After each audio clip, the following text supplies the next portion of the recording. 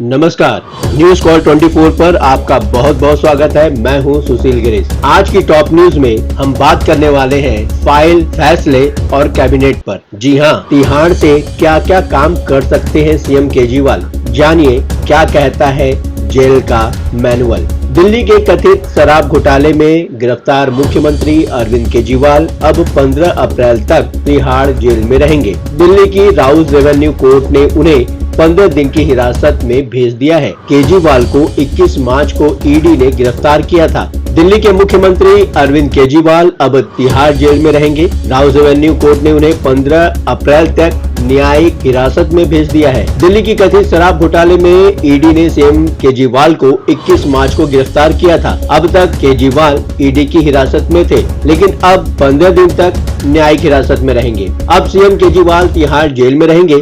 इसी जेल में शराब घोटाले में गिरफ्तार मनीष सिसोदिया, संजय सिंह और के कविता भी हैं। बहरहाल अब केजरीवाल जेल में रहेंगे तो उन पर भी वही नियम कानून कायदे लागू होंगे जो आम कैदियों पर होते हैं। जेल में हर चीज का एक अपना नियम होता है। अब चूंकि केजरीवाल ने अब तक इस्तीफा नहीं दिया है तो अब भी मुख्यमंत्री हैं, तो सवाल उठता है कि क्या वो जेल से सरकार चला सकेंगे। तिहाड़ जेल सुपरिटेंडेंट रहे सुनील गुप्ता ने बताया कि न्यायिक हिरासत में रहते हुए केजरीवाल सरकार चला सकते हैं। सुनील गुप्ता बताते हैं कि 2000 के दिल्ली प्रिजन एक्ट के मुताबिक किसी भी जगह या बिल्डिंग को जेल घोषित किया जा सकता है और केजरीवाल वहां रहकर सरकार चला सकते हैं, लेकिन इसका अधिकार उपराज्यपाल के पास है। उन्होंने बताया कि जब सुब्रत रॉय सहारा जेल में थे तब जेल के एक कॉम्प्लेक्स को जेल घोषित किया गया था। वहां इंटरनेट, फोन और वीडियो कॉन्फ्रेंसिंग की सुविधा थी। यहीं रहकर सहारा ने अपनी संपत्तियां बेची थी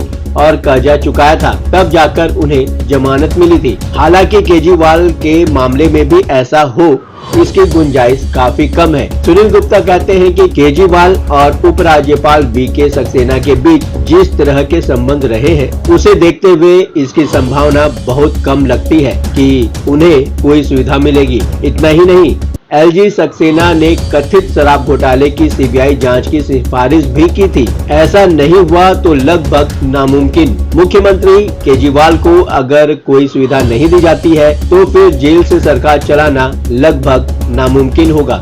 अगर केजरीवाल को आम कैदी की तरह ही रखा जाता है तो फिर जेल में रहकर किसी फाइल पर साइन करना भी मुश्किल है। दिल्ली के जेल मैनुअल के मुताबिक किसी भी कैदी को जेल में आने के बाद जेल प्रशासन को 10 लोगों के नाम देने होते हैं। जेल में रहते हुए इन्हीं 10 लोगों से बात और मुलाकात की जा सकती है। सुनील गुप्ता बताते हैं कि इन 10 में से कोई भी शख्स टेलीफोन कर जेल प्रशासन को बता सकता है कि वो किस दिन कैदी से मिलने आना चाहता है। फिर जेल प्रशासन ही तारीख और समय बताता है। जेल मैनुअल के मुताबिक हफ्ते में सिर्फ 2 बार ही आधे घंटे के लिए कैदी से मुलाकात की जाती है। एक बार में 3 लोग ही कैदी से मिल सकते हैं। मुलाकात का वक्त सुबह 9 बजे से दोपहर 12 बजे तक का होता है। मुलाकात के दौरान कैदी एक तरफ होता है और दूसरी तरफ उससे मुलाकात करने वाला शख्स, बीच में लोहे की जाली होती है। तो फिर बात उठता है कि क्या जेल से सरकार चल सकती है।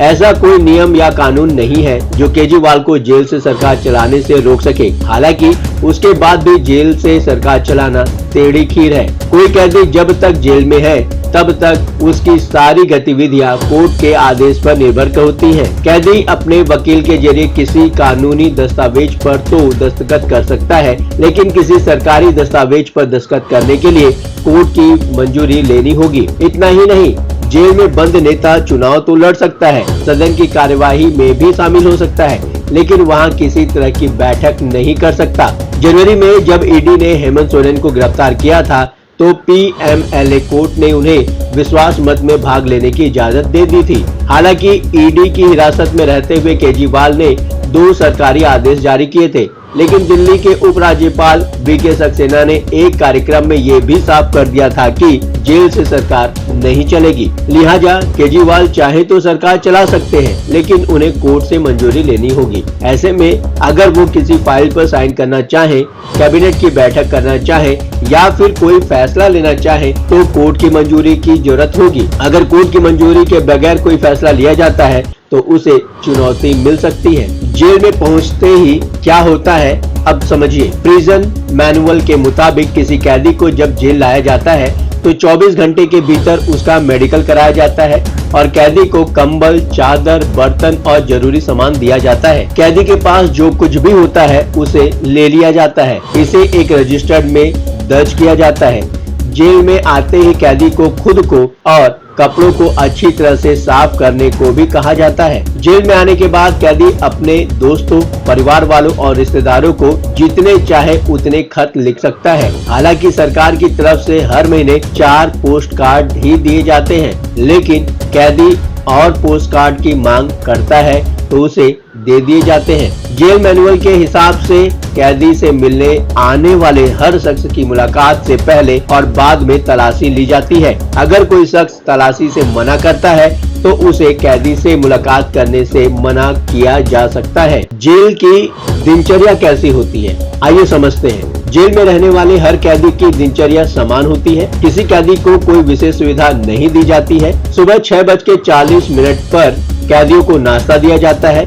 नाश्ते में चाय और ब्रेड मिलती है। फिर सुबह 10:30 से लेकर 11 बजे के बीच खाना मिलता है, जिसमें दाल, 1 सब्जी और 5 रोटी होती है। अगर कोई कैदी उपवास या व्रत रखता है तो उसे फिर इस हिसाब से खाना दिया जाता है। दोपहर 12 बजे से 3 बजे तक कैदी बैरक में ही बंद रहते हैं। 3 बजे उन्हें बाहर निकाला जाता है। 3:30 बजे चाय और 2 बिस्किट दिए जाते हैं। शाम 5:30 बजे रात का खाना दिया जाता है। इसमें भी 5 रोटी, दाल और सब्जी होती है। अगर कोई कैदी रोटी नहीं खाना चाहता तो उसे चावल दिए जाते हैं। फिर शाम 6:30 बजे या 7 बजे कैदियों को सेल में बंद कर दिया जाता है। जैसा कि अभी हमने आपको जेल में होने वाली गतिविधियां, जेल में क्या क्या होता है, कब खाना दिया जाता है, जेल के मैनुअल क्या बोलते हैं, हमने आपसे साझा किया है। अब देखना यह है कि क्या और कैसे सीएम केजरीवाल जेल से अपनी सरकार चलाएंगे। आप अपने विचार हमें कमेंट के माध्यम से बता सकते हैं। अभी तक आपने हमारे इस चैनल को सब्सक्राइब नहीं किया है तो कृपया इस चैनल को सब्सक्राइब करें, फॉलो करें और नोटिफिकेशन में जाकर ऑल का ऑप्शन दबाना बिल्कुल न भूलें। नमस्कार।